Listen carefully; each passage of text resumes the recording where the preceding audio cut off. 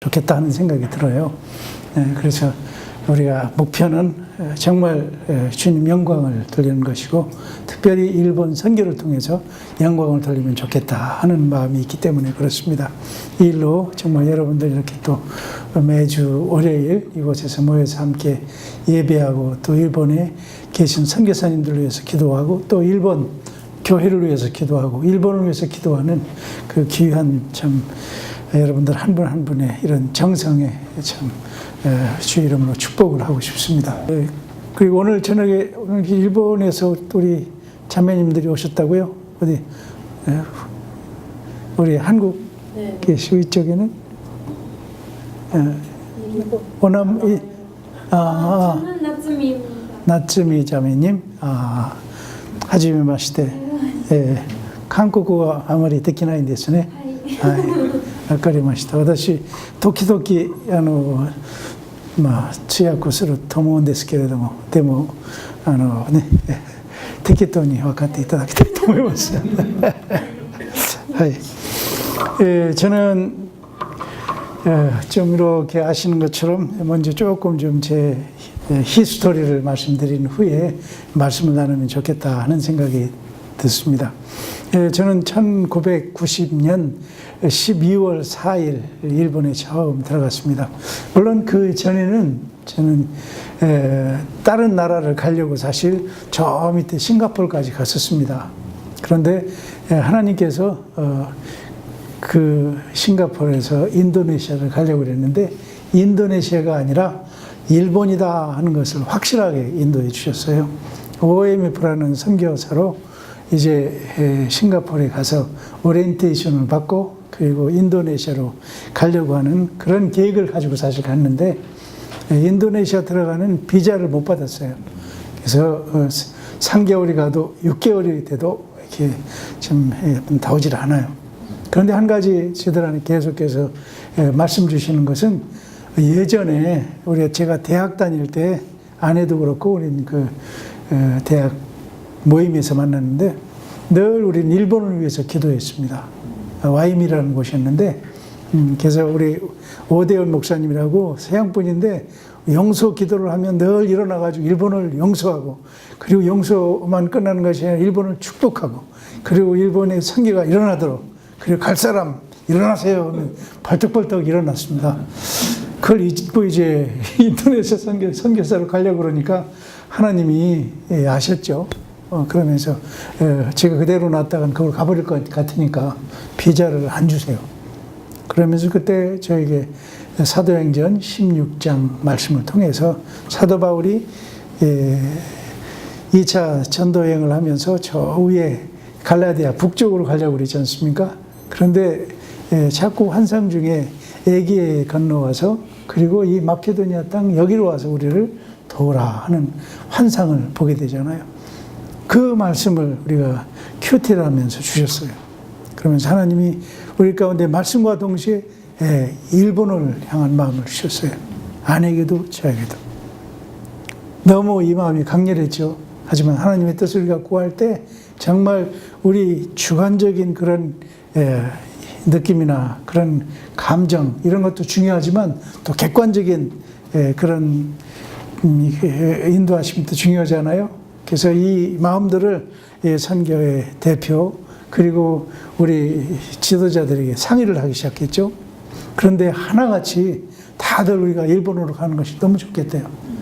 그러면서 제 선교 훈련을 해주셨던 GMTC의 이태웅 목사님이라고 계신데 그분은 당신은 태어날 때부터 일본 선교사로 태어난 것 같다고 이렇게 성품도 착하지 그러면서 사실 안 그렇지만 그러면서 저에게 막 격려를 해주셨어요. 그래서 저희들이 1990년 이제 일본을 갔는데 너무너무 기뻤어요. 왜? 하나님이 가라고 하는 것이었으니까. 정말 우리가 가장 행복한 건 뭐예요? 하나님이 하라고 한 그 일을 하는 것이 가장 행복하고 가장 기쁜 일인 것을 믿으시기 바랍니다. 예. 그래서 이제 저희들이 사역을 쭉 하게 되는데, 그래서 좀 있으면 갈 걸 가지고 좀 점점 그럴까요? 보면 여기 보면 바로 일본이 가까운데 이 가까운 것을 옆에 놔두고 어디로 갑니까? 저 밑으로 내려가는 거예요. 예.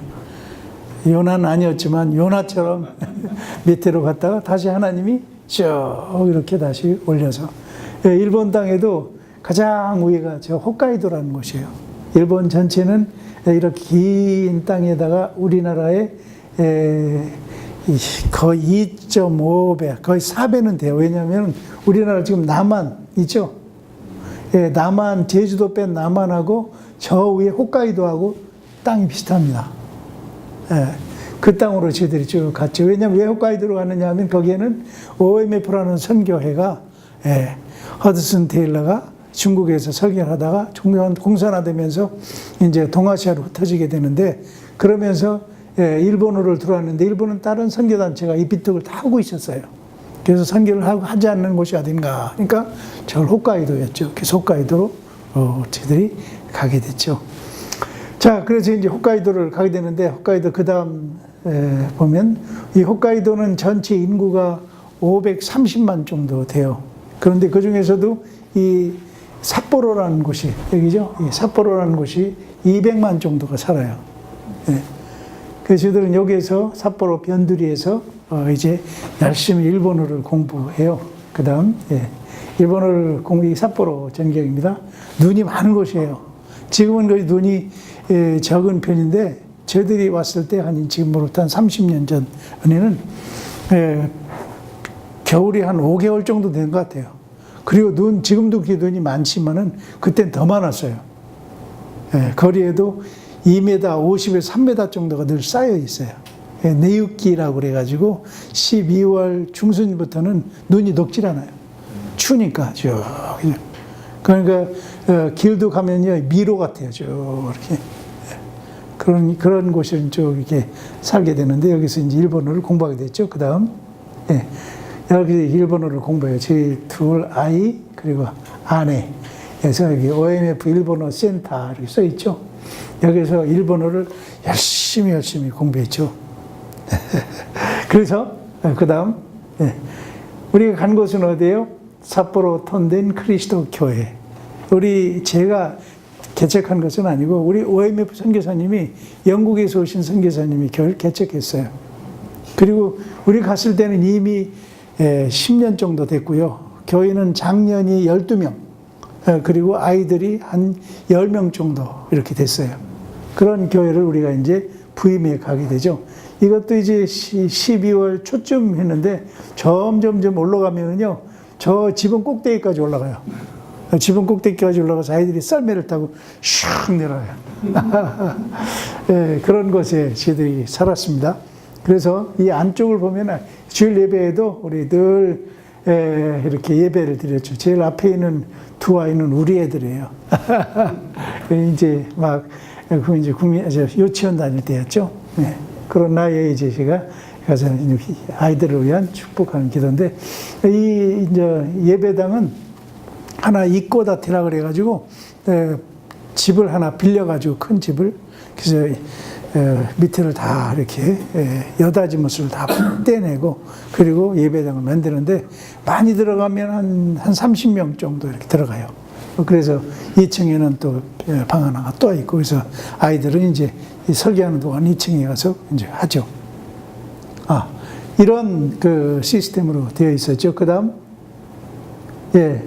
그래서 저희들이 하는 것은 뭐예요? 가서 이제 선교를 전도를 해야 되는데 저희들이 전도할 수 있는 것은 뭐냐 하면 그 우리가 살던 바로 앞에 고등학교가 있었어요.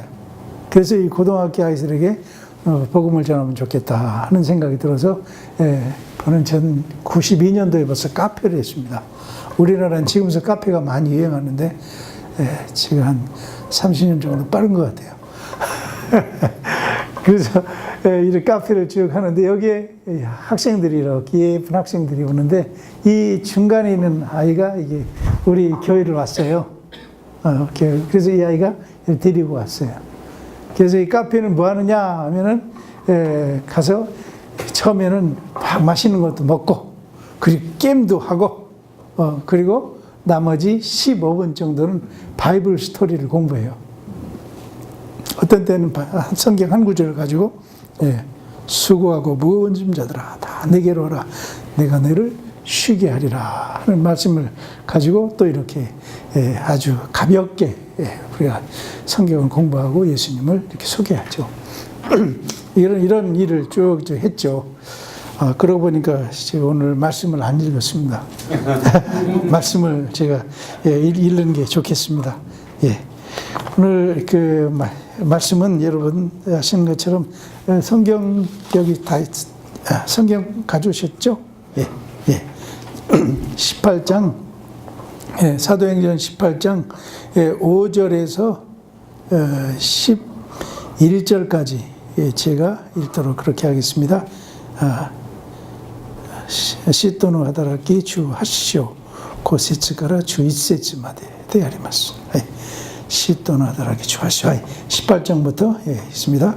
실라와 데모테가 마케도니아로부터 내려오매 바울이 하나님의 말씀에 붙잡혀 유대인들에게 예수는 그리스도라 밝히 증언하니 그들이 대적하여 비방하거늘 바울이 옷을 털면서 이르되 너희 피가 너희 머리에 돌아갈 것이요 나는 깨끗하니라. 이후에도 이방인에게 가리라. 거기서 옮겨 하나님을 경외하는 디도 유스도라 하는 사람의 집에 들어가니 그 집은 해당 옆이라. 또 해당장 그리스도가 온 집안과 더불어 주를 믿으며 수많은 고린도 사람들도 듣고 믿어 세례를 받더라. 밤에 주께서 환상 가운데 바울에게 말씀하시되 두려워하지 말며 침묵하지 말고 말하라. 내가 너희와 함께 있음에 어떤 사람도 너를 대적하여 해롭게 할 자가 없을 것이니 이는 이 성중에 내 백성이 많음이라 하시더라. 1년 6개월을 머물며 그들 가운데서 하나님의 말씀을 가르치시니라. 아멘. 그래서 제가 너무 빨리 오늘 이 말씀은 이제 어디로 말씀을 가느냐면은 오늘 우리가 말씀을 보면 이제 마케도니아로 가기 전에 여기 보면 안디옥이라는 곳이 있죠. 안디옥에 그런데 여기서 이제 파송을 사실 한 거죠. 그래가지고 여기에서 제1차 선교 전도여행 때는 이쪽으로 쭉 가서 어디까지 와요? 이고니온 뭐 이런 이곳까지 오죠. 루스테라 이런 데까지 오겠는데 그래서 1차 전도여행 때 쭉 여기서 교회를 개척했죠. 그리고 이제 2차 전도여행을 시작하는데 다시 예루살렘으로부터 쭉 내려와서 오면서 처음에 계획은 여기에서 저 위에 쪽에 갈라디아 있죠. 갈라디아 쪽으로 쭉 이렇게 올라가려고 그랬죠. 그런데 하나님께서 그를 점점점 복음을 전하지 못하게 해서 어디까지 오냐면 바로 여기에 그 도로아스까지 오게 되죠. 이 도로아스 전체에 왔을 때 환상 중에 바로 마케도니아 청년이 부르죠. 그래서 에게아를 건너게 되는데 이제 에게아를 건너서 어디를 가요? 거기서 복음을 또 전하면서 쭉 이제 빌립보에서 복음을 전하죠. 빌립보에서 복음을 전하면 점점 데살로니케로 오게 되고 데살로니케에서 베레아에서 어디까지 와요? 아테네죠. 아테네까지 들어가요. 그런데 이 아테네까지 내려오는 이유가 있어요. 왜냐하면 사람들이 너무너무 공격을 하는데 여기 빌립보에서도 어때요? 감옥에 잡히기까지 했잖아요.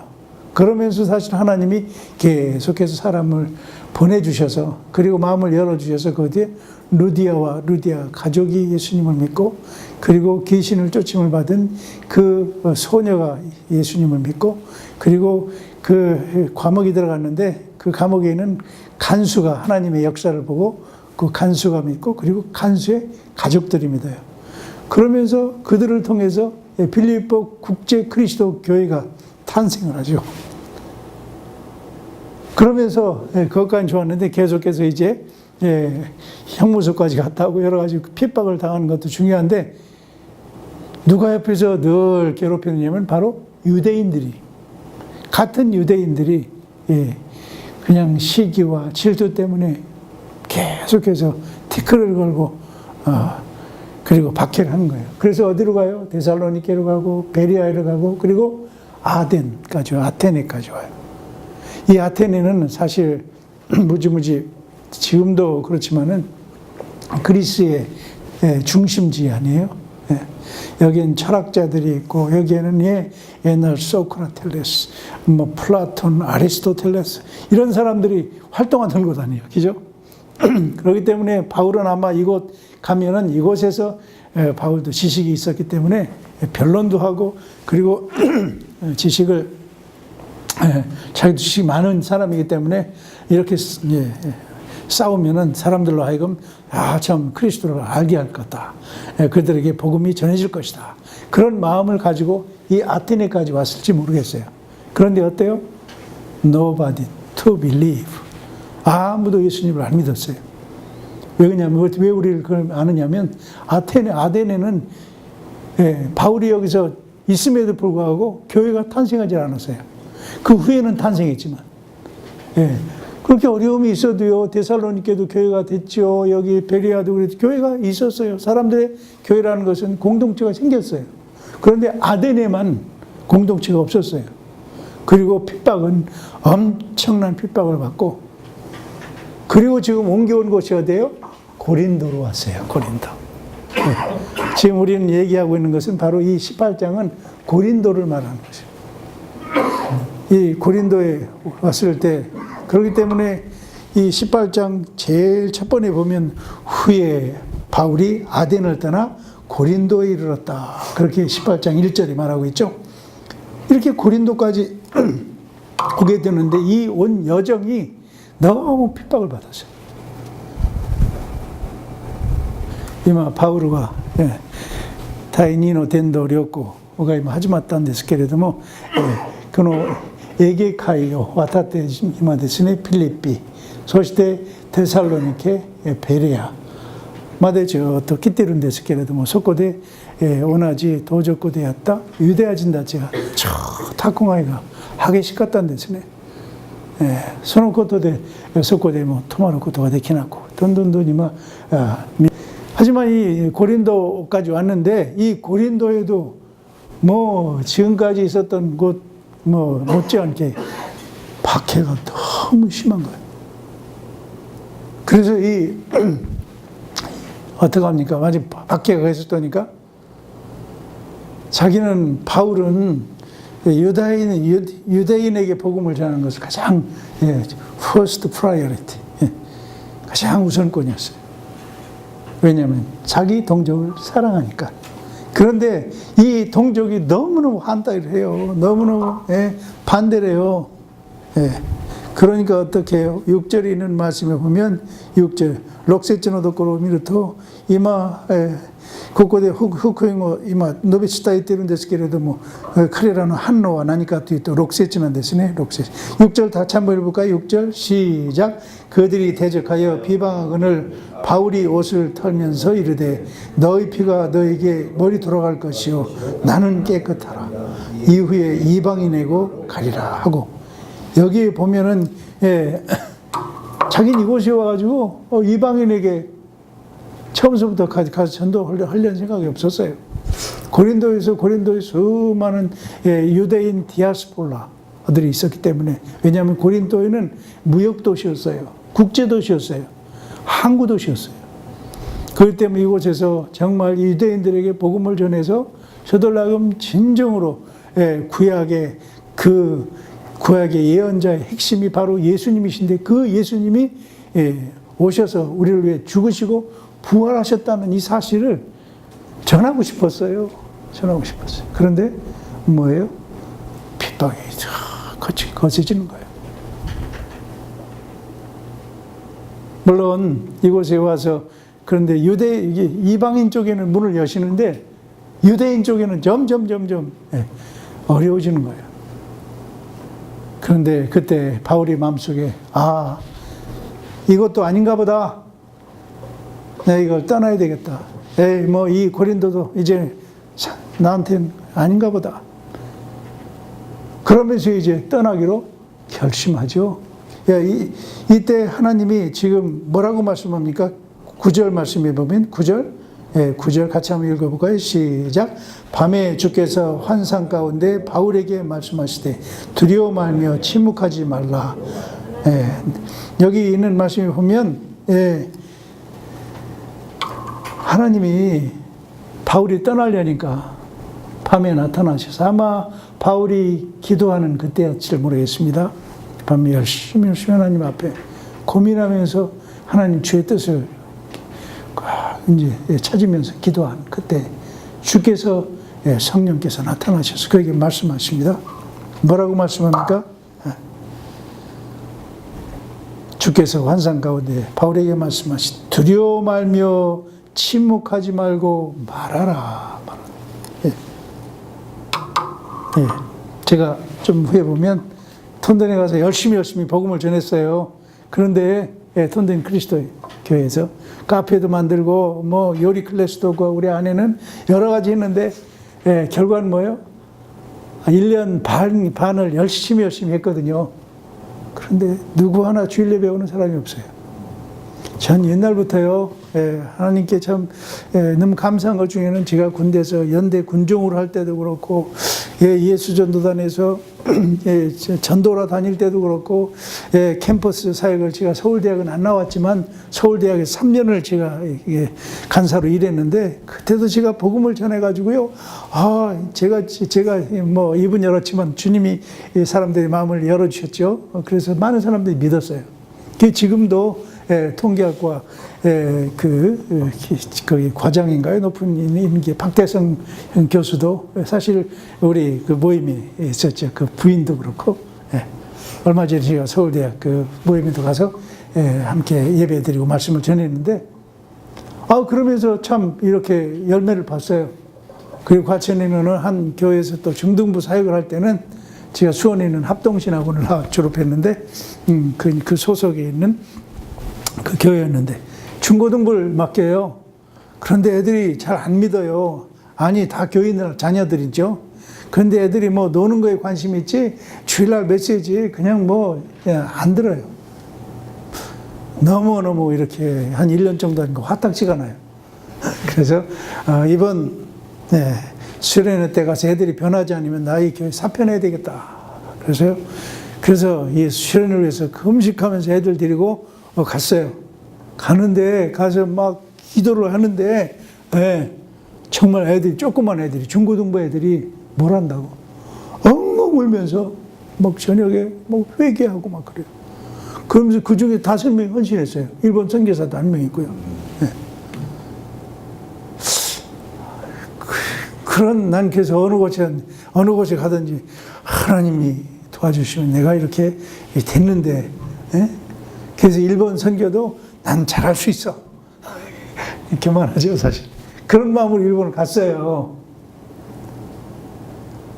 私は今までですね、いろんなところでこう主のための伝道の働きをしたんだけど、本当に神様は祝福しまして、いろんな実が結ばれたんですね。これはもう軍隊の時にもそうだったし、もう大学生キャンパスミニストリーの時もそうだったし、教会での中高生たちのその教師として働いたんですけれども、その時にもですね、自分の子どもたちが献身する、もう5人くらいが献身したような気がするんですけれども、その中で1人は日本の宣教師にまでなったんだけど、そういうようなことを私は経験していたものですから、日本にいても私が伝道したらできる、そういうような思いを持っていたんですが、一人も来なかったんですね。そういうようなことで私は非常にがっかりしたんですが、하여튼 그래서 이제 복음을 전하는데 안 되는 거예요. 그런데 하나님께서 생각나게 했던 말씀이 바로 이 말씀이었어요. 그래서 주님께서 뭐라고 말씀합니까? 두려워하지 말고 침묵하지 말고 말하라.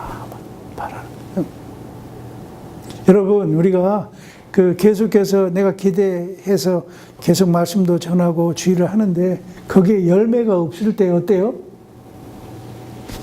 예, 힘들어요.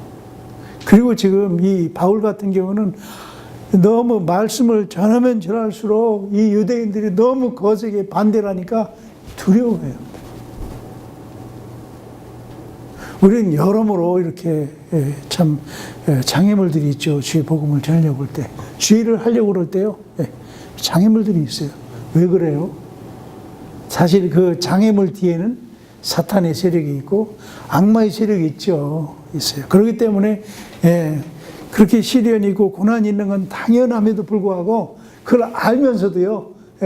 그 현실, 싸움 속 안에 있을 때는요. 힘들어요. 그죠? 힘들면 어때요? 그냥 간단히 떠나고 싶어요. 여러분, 우리가 왜 이 아가페 선교회가 모여서 우리가 이곳에 있어야 합니까? 저는 일본에 파송한 선교사님들을 위해서, 일본 교회를 위해서, 일본에서 일하는 사역자들을 위해서 우리가 기도하라고 하나님께서 이런 모임을 허락한 줄 믿습니다. 이 사명 우리가 잘 감당하면요, 정말 일본 안에서 아름다운 역사가 일어날 줄 믿습니다. 그래서 이제 복음을 전하라고 이제 말씀하신 거예요. 그러면서 저는 어느 날 1년 반 동안 아무런 열매가 없을 때 하나님께 기도했어요. 하나님, 그날은 지금도 잊어버리지 않아요. 1993년 12월 23일 그날은 천황 탄신일이에요. 크리스마스는 안 노는데 일본은 천황 탄신은 다 놀아요. 그래서 천황 탄신일 때 대부분 교회들이 뭐 크리스마스 파티, 크리스마스 전도 집회 이런 걸 해요. 그날 다 노는 날이니까. 그래서 우리도 크리스마스 전도 집회를 이제 복지관을 빌려서, 복지관 강당을 빌려서 이제 하려고 팜플렛을 만들어 사람들에게 막 이렇게 돌렸어요. 광고를 했어요. 그런데 23일 날 아침이 되는데 좀 남았어요. 그래서 너무 아까워서 아직 안 돌리는데 좀 가서 돌려야 되겠다 싶어가지고 가서 돌려요. 돌리면 주님, 선물 주세요. 선물 주세요. 크리스마스 선물 주세요. 크리스마스 선물이 뭐예요? 한 영혼이라도 주님 앞에 돌아갔으면 좋겠다. 선교사로서 그래도 한 명은 좀 이렇게 구원받는다는 소식이 있어야 좀 이렇게 위로가 되는데 매일 똑같은 얘기나 기도 편지에 써서 맨날 기도나 부탁하면 못하겠어요. 나도 지치지만 기도 편지 단 보낸 사람도 지치잖아요. 이 친구들은 가서 뭐 하는 거야 도대체 하면서 사실 선교사들을 위해서 기도할 게 그거예요. 지치지 않도록. 그래서 복음을 전하면서 막 전했어요. 그러고 났는데 한 10시쯤 됐는데 제 사무실에 있는데 그 사무실 따르릉 전화가 와요. 오더니 뭐시 여보세요. 그것에 혹시 장례식 같은 것도 해주나요? 그래. 깜짝 놀라가지고 현관문을 열어서 이 자매님을 보는 순간 이 자매님 문제가 있구나. 얼굴이 그냥 검었고 뭐 여자분들 대부분 이렇게 오고 그럴 때는 화장도 좀 하고 그러잖아요. 근데 이번 화장도 전혀 안 하고 그냥 인생 다 포기한 거 누가 봐도 이렇게 알겠어요. 들어오시라고. 그래서 따뜻한 차 대접하면서 어떻게 이렇게 교회로 오시게 됐느냐고. 제가요 사실은 지금 이 나이 되도록 저 교회가 옛날 한 번도 이렇게 안 다녔는데 제가 9살 때 자기 먼 시골에 살았는데 교회가 하나 있어가지고 교회를 갔대요. 크리스마스 때. 갔는데 어떤 선교사님이, 서양 선교사님이 일본말을 하는데 저 사람이 일본말 하는지 아무도 몰랐대요. 왜냐면 일본어가 너무 안 되니까. 그런데 하나는 들었대, 한마디. 예수 믿으면 구원받고 천당 가고 예수 안 믿으면 지옥 가요. 그 말 하나는 확실하게 하더래요. 그런데 이 자매님이 결혼 실패하고 병을 얻고 여러 가지 생활이 힘들고 그러면서 그때마다 자살을 기도를 했대요. 2번이나 하거든요. 그런데 그때마다 자살하려고 할 때마다 실패했을 뿐만 아니라 항상 그 선교사님한테 들었던 말씀, 예수 믿으면 천국 가고 안 믿으면 지옥 가요. 뭐 크리스마스가 되고 열반연시가 되고 또 적적한 가운데 그러면서 이대로 살고 싶지 않다. 생을 정리하고 싶었던 거예요. 그런데 정리하기 전에 바로 이 지옥 가는 문제를 해결하고 천국 하려고 교회 전화를 걸었던 거예요. 교회 팜플렛을 보니까. 그래서 오셨어요. 잘 오셨다. 그러면서 이 부인이 파임없이 울어요. 이 막 우는 것을 보면서 뭐 1시간, 2시간 우는데 티슈를 가져와 이렇게 해주죠. 그런데 제가 이 자매가 막 우는데 보니까 그냥 우는 것이 아니라 정말 성령께서 터치하고 있다 하는 느낌을 받아요. 예. 한참 많이 울고 나더니 자매님 지금도 죽고 싶으세요? 그러니까 제 빙긋 웃으면서 아니요. 그러면서 웃기죠? 하나님께서 그 마음을 터치신 거예요. 사람이 얼마만큼 막 강한 것 같아도요, 주의 성령께서 터치하면 뭐예요? 그냥 원수같이 여겼던 사람도 아유 다 똑같은 사람인데 그럴 수도 있지. 그런 마음이 생겨요. 애처로운 마음이 생겨요. 그죠? 부부싸움 이러면서 이 여자 이 남편 내가 용서 안 해. 그냥 맨날 이러고 그냥.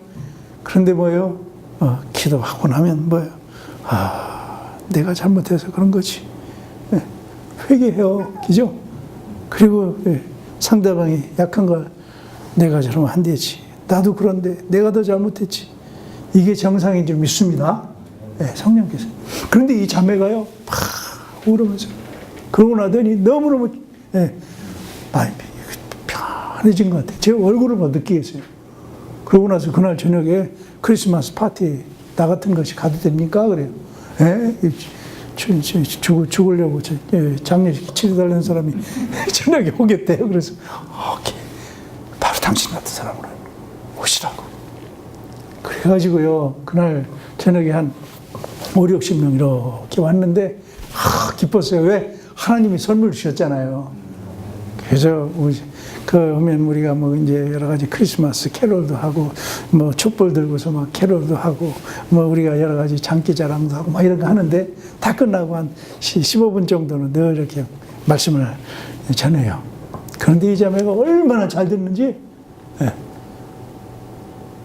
그러고 나서 다 끝났는데 이 자매가 막 오더니 그 뒷날이 주일이었는데 저한테 그냥 센세 혹시 나 같은 것이 내일 주일날 예배 가도 돼요? 그래서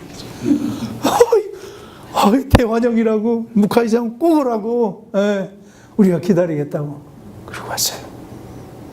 그러고 나서 이 자매가 돌아갔는데 그 이튿날 아침 주일 예배가 됐는데 이 자매가 얼굴이 그냥 완전히 밝아져고 아침 일어나는데 생글뱅글 웃으면서 센세 간밤에 저한테 무슨 일이 일어난지 아냐고. 무슨 일이냐고. 제가 선생님한테 제가 얘기했는데 알는지 모르는지 모르겠지만은 제가 지금 30여 년 동안 이 불면증으로 저녁되면 수면약을 여러 알 먹어도 그저 2시간 3시간 잘까 말까. 그러고 나면 그냥 늘 뜬 눈으로 밤을 지새고 나면 머리가 아파서 하루 종일 힘들어 사는데 그런데 간밤에先生가 알려준 대로 내가 예수님께 기도하고 그리고 수면제를 먹고 잤는데 깨보니까 아침이라고. 머리도 그냥 깨끗하고 너무너무 좋다고. 하나님이 내 기도 들으셨다고 그러면서 그 얘기를 그냥 막 저한테 오면서 막 즐거워하면서 막 얘기하는 거예요. 그러면서 이 자매가 변해요. 그러고 나서 그 자매가 변한 다음에 뭐가 변해요? 주일날 말씀을 전하잖아요. 전하면 막 이 자매가 막 열심히 막 출치면서 그리고 막 적는 거예요. 그러면서 끝나고 나면은 어떤지 아세요? 옆에 있는 교인들한테 다니면서 문 앞에다 교다 이 교다 하나님 말씀 이렇게 멋있다고. 정말 내가 많이 책도 읽었지만은 이렇게 이런 건데 이런 읽은 적이 없다고. 너무 하나님 말씀은 정말 너무 살아있는 것 같다고. 아카이상도 그렇죠. 그러니까 이 기존 12명의 사람들이 어떡한지 아세요? 그분들은 항상 제가 설교하고 나면 잘 들어요. 잘 들으면서 쭉 메모해놓고 잘 들으면서 메모해놓고 그리고 예배가 다 끝나면 전 그래서 제일 처음에는 이분들이 오늘 또 되게 은혜 받는구나 했는데 예배 끝나고 나서는 센세 교환에 스코시 발음이 좀 짧았어요. 길게 하죠. 와타시와가 아니라 와타시와 됐어요. 그러면서 이 12명이 다 제 일본어 선생님들이었어요. 그러니 이 메시지 은혜를 받았겠어요? 물론 그 중에도 몇 명 받은 분이 있지만은, 그러던 분이 그냥 온지 얼마 되지 않은 이 자매가 그냥 말씀의 은혜를 받고 막 그렇게 그냥 하니까 이분들이 다 마음에 찔림을 받는 거예요. 그래서 내가 이러면 안 되지. 말씀을. 그러면서 그 뒤로는 저에게 일본어 체크해주는 사람 아무도 없었어요. 그러면 사람들이 바뀌어요. 예. 뿐만 아니라 이 자매가 기쁨이 있으니까 어때요? 사람들을 데려와요. 사람들. 들으면서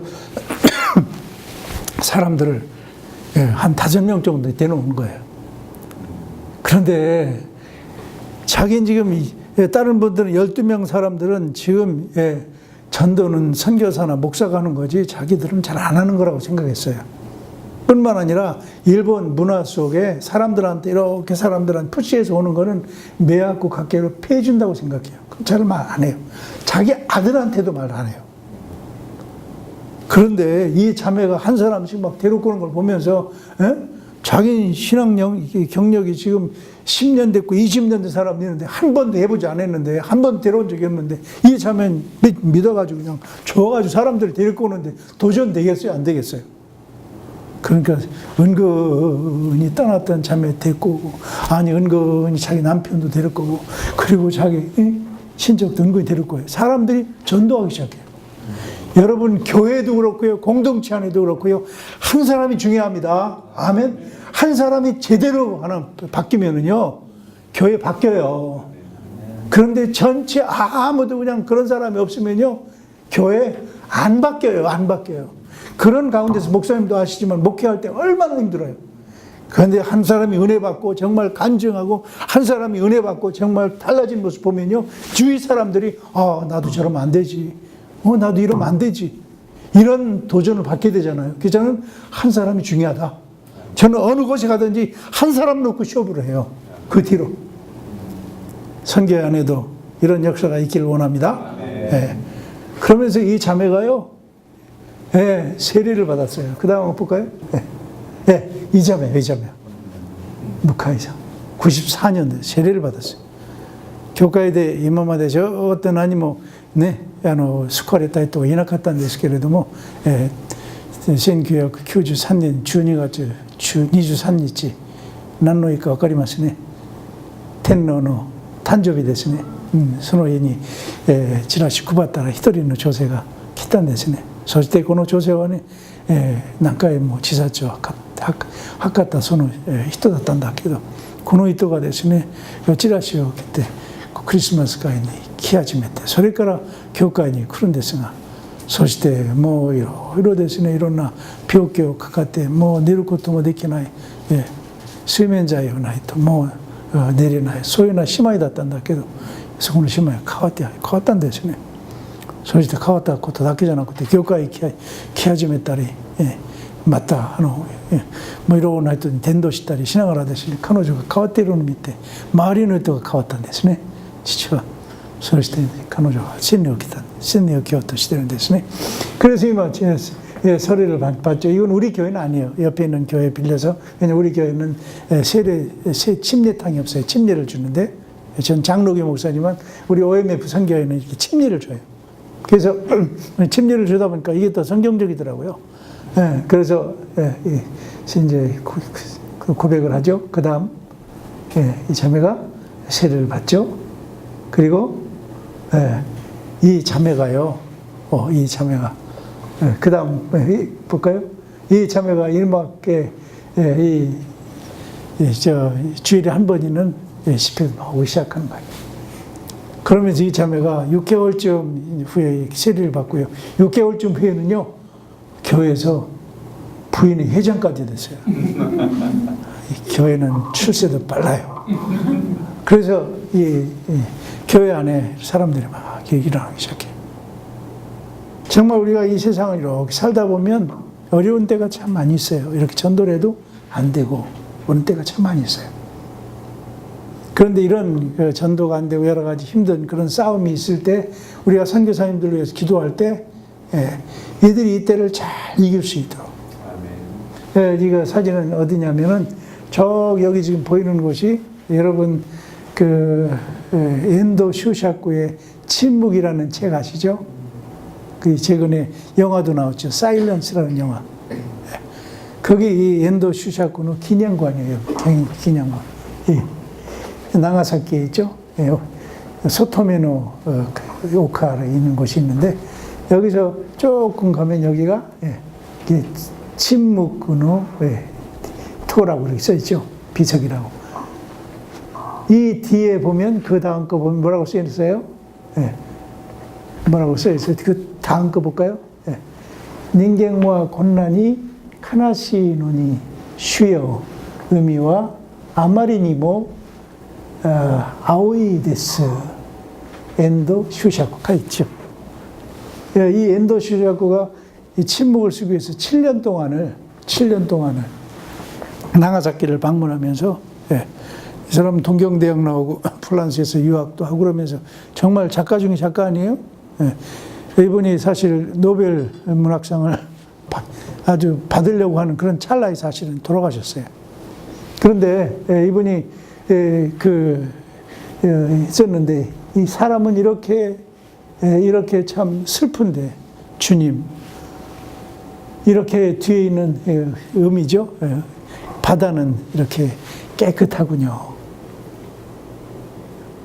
무슨 말이에요? 주님 이렇게 많은 캐톨릭 크리스찬들은 이렇게 막 수백만이 죽고 수십 명이 죽고 수십만이 죽고 또 이렇게 고난을 당하는데 여기서 막 떨어져 죽이고 그냥 막 봤죠? 사일런스 보셨죠? 죽이는데도 그냥 죽이지 않아요. 얼마나 지독하게 죽이는지 막 민물과 썰무니는 바들 물이 달깍말깍하는 거 사람들 매달아 놓고 다 붙들어 놓고 거기서 며칠이고 그냥 갈증 나가지고 죽게 만들어. 하루 종일. 아니면은 사람을 거꾸로 내려놓고 이렇게 이제 밀집으로 싸가지고 이렇게 하잖아요. 그런데 이렇게 달아놓으면 금방 죽어요. 금방 죽지 말라고 이 뒤에다가 이렇게 여기를 좀 상처를 내면 피가 나요. 그러면 금방 죽지도 못해요. 그러면서 몇 시간 가고 며칠을 가도록 고통을 느끼면서 그렇게 잔인하고 막 핍박을 하잖아요. 그런데도 그렇게 핍박을 하는데 왜 하나님 벌도 안 내시고 아무런 일도 안 하시는가? 그런 어떤 침묵이죠, 침묵. 왜 하나님이 침묵하시는가? 조금 좀 빈정되는 그런 분구죠, 사실은. 그런데 하나님이 그렇게 정말 일을 안 하시는가? 하나님이 일하셨죠, 일하시죠. 여기 이 소토메노 언덕에 가면은요, 이 근처가 한 700명 정도 살아요. 시골인데. 그 700명도 사는데요, 캐톨릭 그 교회가 하나 있는데, 거기 몇 명이 오느냐면 600명이에요, 600명. 그 600명이 어느 사람들, 어떤 사람들인지 아세요? 대부분 다요, 이 먼날 순교자의 자손들이에요. 도쿠가와 이에야스가 250년 동안, 260년 동안 기독교 금지령을 내려서 아무도 교회도 없어지고 복음도 전하면 안 되고 하는 그런 가운데도요, 자기 손자, 증손자, 고손자들이 이렇게 믿음을 갖잖아요. 우리 한국 교회가 참 우리는 회개해야 된다고 생각해요. 한국 교회가 지금 지금 다음 세대가 위해서 기도해야 된다 하죠. 기도도 해죠. 그런데 저는 그걸 들을 때마다 웃겨요. 왜, 뭐가 웃기냐면요. 자기 자녀가 왜 안 나와요, 교회에? 자기 애들이 교회 나오면 되잖아요. 그죠? 근데 애들이 왜 안 나와요? 대부분 보면은요, 자기 엄마가 정말 하나님 믿는 그 모범적인 신앙을 안 보이니까. 그냥 엄마 아빠가 그냥 뭐 교회에서는 열심히 찬송 부르는데 그냥 나오면 그냥 막 피 터지게 싸우질 않나, 그냥 회개도 안 나, 거짓말을 막 하면서 애들 앞에서 막 하나님 전혀 없는 것처럼 생활하다가 오니까 뭐예요? 교회 와서 뭐 하면, 그러면 이제 애들이 정말, 변화를 받겠어요? 저는 그래서 우리는 부부싸움 해도요, 하죠, 부부싸움 저도 가끔. 하는데 애들 앞에서 부부싸움은 애들 앞에서 서로 화해하고 정말 하나님 앞에서 용서를 구하고 그러면서 하나님 경외하는 바로 이 사람들이 이렇게 왜 믿었느냐면 나가사키는 8,000명이면 8,000명만 교회가 있어요. 이 사람들 보면 대부분요 순교자의 후손들이에요. 이 신앙을 위해서 희미한 복음을 위해서 희미한 복음 가운데 이렇게 신앙을 가진 사람도 이렇게 막 순결하기까지 그 믿음을 지키는 자기의 할아버지, 아니 자기의 정조 할아버지, 자기의 고조 할아버지를 봤잖아요. 할머니를 봤잖아요. 이런 걸 보면서요. 신앙이 뭔데?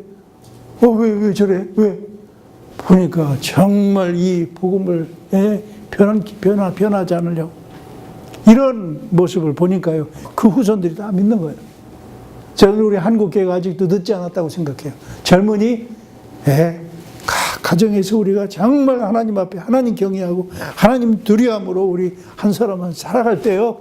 정말 이 한국교회 안에 이 그루터기처럼 다음 세대가 일어날 줄 믿습니다. 그래서 우리가 정말 우리 한국교회를 위해서 정말 기도해서 다시 한번 찬란한 부흥의 역사가 옛날 저도 이렇게 총신대학 나왔거든요. 그다음 우리 김창현 목사님이 이렇게 오늘 제가 한 30년 만에 이 건물에 돌아보는데요. 참 감동스러워요. 이런 믿음의 어른들, 이런 믿음의 우리 사람들이 이렇게 있었던 것 아니에요. 그런 신앙을 우리가 좀 다시 한번 회복했으면 좋겠다. 그게 다시 한번 우리 한국교회 안에 정말 새롭게 부흥이 일어나면 좋겠다. 그런 마음이 참 간절해요. Anyway. 그래서, 그 다음 들어가서. 자, 그러면 이쪽으로 들어가면은, 그 다음 한번 들어볼까요? 여기입니다. 하나님이 약속을 해요. 죄송합니다. 오늘 제가 일본 교회에서 저렇게 설교하던 거라 제가 이렇게 그대로 가져왔는데, 하나님이 정말 이렇게 바울 혼자 있는 것이 아니라 하나님이 함께 계시다. 하나님이 함께 계시다. 내가 지금 와다시와 나타 갔다 통원이 이룬다. 내가 너희와 함께 있다. 지금 바울에게 말씀하는 거예요. 떠나려고 할 때 바울에게 아니야, 너 지금 혼자 있는 게 아니야. 하나님이 있어. 여러분 잘 아시잖아요. 하나님이 죽은 하나님이 아니에요. 산 하나님인 줄 믿습니다. 여러분 마틴 루터 하나 얘기 들었죠? 마틴 루터가 이제 95개조 항목에 그 개혁이 필요한 이 부분들을 써가지고 비텐베르그 성당 앞에다 붙였잖아요. 거기까지 참 잘했어요. 붙이고 나니까 막 이빨치는 화살이 오는 거예요. 이거 누가 한 짓이야? 그러면서 마틴 루터를 찾기 시작하죠. 그래서 이제 찾으면 죽이려고 막. 그러니까 마틴 루터는 이 소식을 듣고 너무너무 막 이제 무서우니까 자기 집에 나오지 못하고 그냥 거기서 박혀 있어요. 그럼 너무너무 벌벌 떨고 있으니까 그때 마틴 루터는 수도사 옷 벗고 결혼했잖아요. 그래서 결혼 막 한 그 부인이 어느 날 하도 마틴 루터가 그냥 무서워하고 있으니까 부인이 상복을 입고 죽은 사람 상복을 입고 마틴 루터 앞에 찾아가지고 그러니까 마틴 루터가 당신 웬일이야? 누구 죽었어 오늘? 오늘 장례식 있어? 예, 당신 하나님이 죽은 것 같아서 내가 장례식 왔습니다. 이 얘기를 듣고 이 마틴 루터가 번쩍 그냥 생각이 나는 거야. 아, 그렇지. 우리 하나님이 죽은 하나님이래. 산 하나님이야. 내가 이렇게 이러면 안 되지. 이 일화를 우리가 알잖아요. 그러면서 그가 정말 다시 일어나서 정말 하나님이 나와 함께 하신다. 그리고 하나님이 나를 도와주신다. 그러면서 이 계획을 계속 이뤘지 않습니까? 우리 하나님이 죽은 하나님이 아닌 줄 믿습니다. 하나님은 왜 아브라함의 하나님, 이삭의 하나님, 예, 야곱의 하나님이라고 말씀했을까요? 죽은 자의 하나님이 아니라 God is living God. 하나님이 살아있는 하나님이다 하는 것을 성경 기자는 강조하기 위해서 아브라함의 하나님, 이삭이 섬기던 하나님, 야곱이 섬기던 그 살아계신 하나님 강조하는 거 아니에요. 하나님이 아니죠.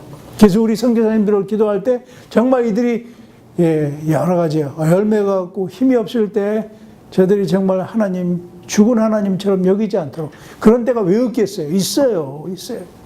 그래서 우리가 낙심이 되지 않도록 기도해야 됩니다. 아멘. 예. 그리고 또 한 가지는 우리가 더 무슨 기도를 했어요? 그 다음 약속, 두 번째 약속. 오늘 저기 두 번째 약속 보면 11절 말씀 같이, 10절 말씀 같이 읽어볼까요? 10절 말씀 시작.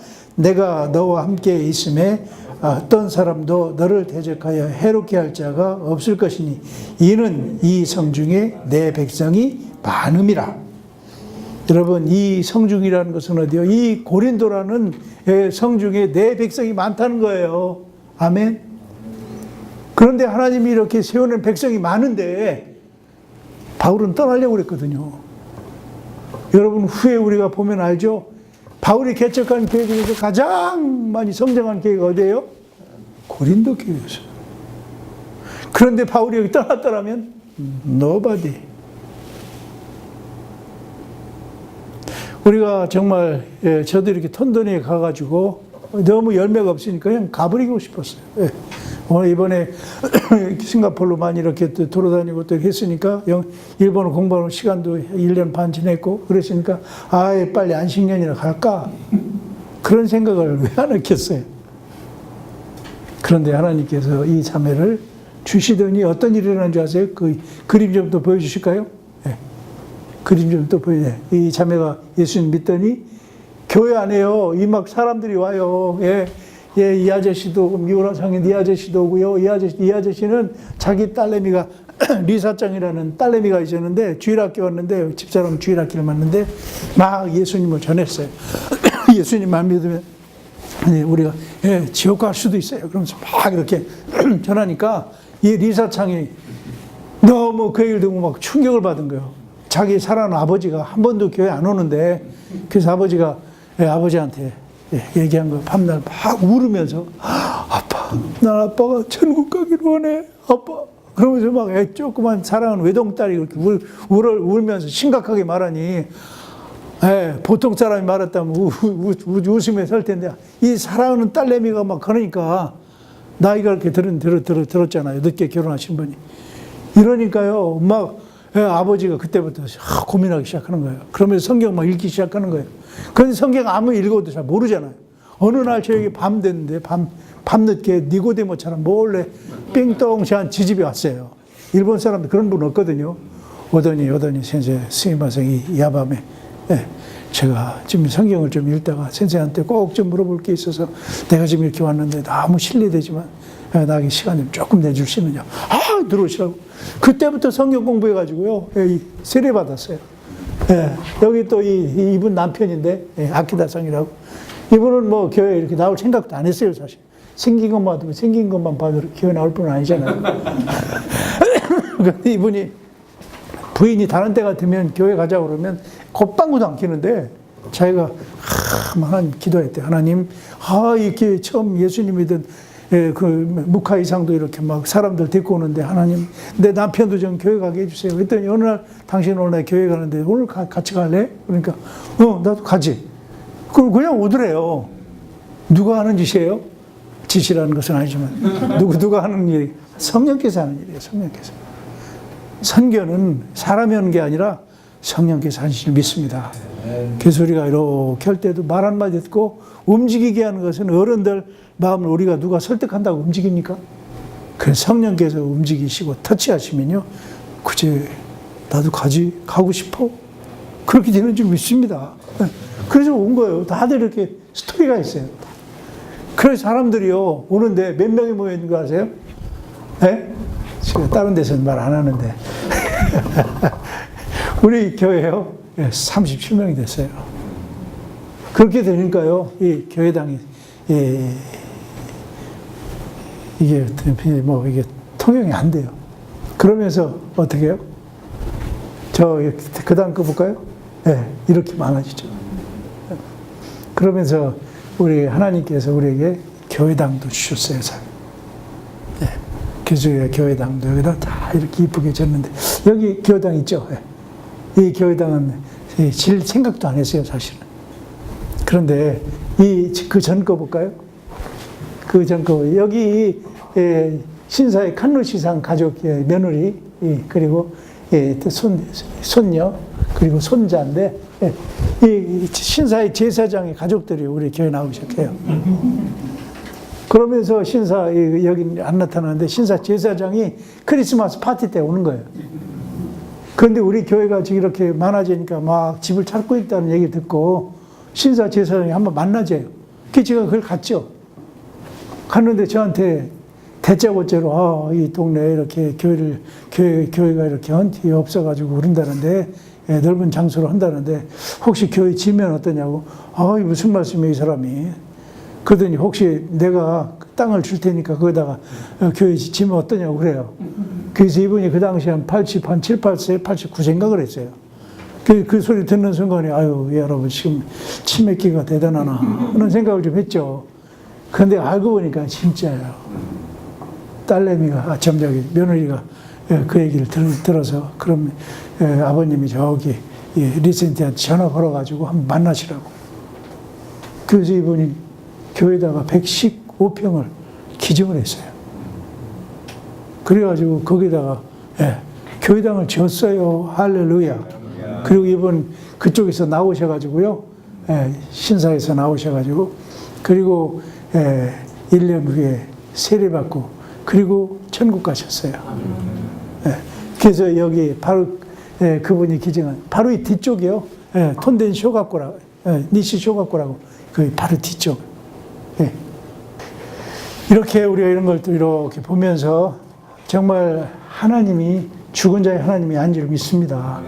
우리가 정말 우리 선교사님들을 위해서 기도할 때도 하나님 저들이 주여 여러 가지 이런 어려운 일을 당할 때 뒤로 물러가 침륜에 빠지지 않게 해 주옵소서.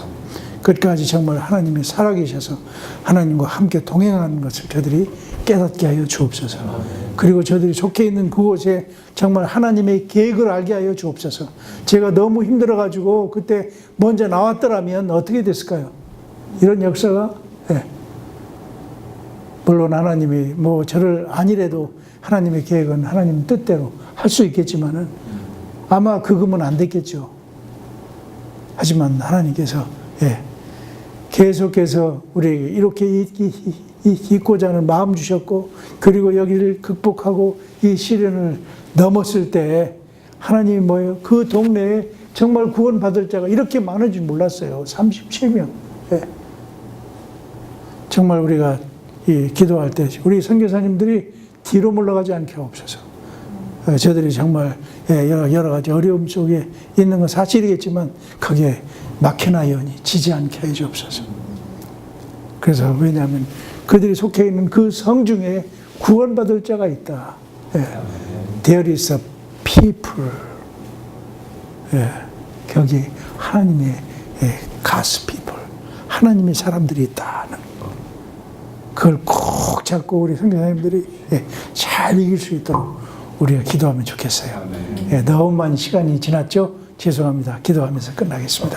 사랑하신 하나님 아버지 감사합니다. 주께서 이 저녁에 시간이 많이 지났지만 이렇게 하나님 우리가 이 말씀 잘 또 기억하면서 하나님 여러 가지 어려움 당하는 있는 우리 선교사님들이 있다면 주여 저들 가운데 주님이 가까이 가셔서 참 그 살아계신 하나님 보게 하시고 그 하나님의 메시지를 듣게 하여 주옵소서. 이 성중에는 내 백성이 많다고 하는 이 사실 저들이 기억하며 하나님 이 모든 어려움들을 잘 인내하고 극복할 수 있도록 축복하여 주시옵소서.